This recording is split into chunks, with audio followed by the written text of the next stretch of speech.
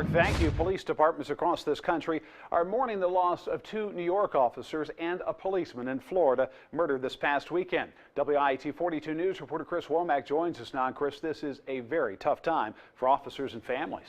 Yeah, Trent, the families of police officers try to stay strong and put their fears in the backs of their minds. They have to in order to support their officers.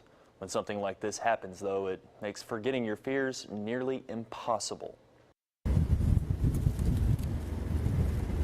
The gray skies in Anniston have nothing to do with the cloud hanging over law enforcement across the country. Two New York City police officers murdered in cold blood without so much as a warning. I have those fears, but I never really let it get to the point where it affects me, I guess you can say. That's tough when your husband is a police officer, just like the two men in New York and the officer in Florida.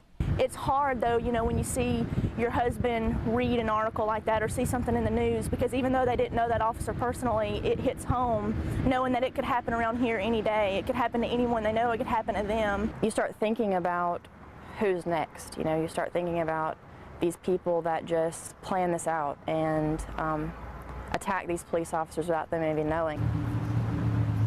In Calhoun County, they know how quickly a nightmare can come. In 2011, Officer Justin Solohub was killed during a foot chase. He was just this fun-loving guy who everybody loved. But these wives know a killer never takes the time to know that. The type of people that would do that, they don't understand reason, and they never will. They just see a cop as a cop. They don't think about him as being a dad or a son or, you know, a husband. They feel the pain for the families of Wenjin Liu, Rafael Ramos, and Charles Condek.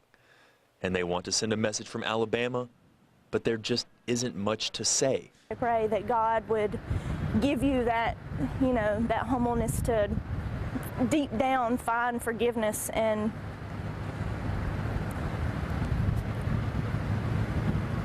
sorry. Tensions are high everywhere. CBS affiliate KDKA in Pittsburgh reports their police force is taking extra precautions due to threats made against the department.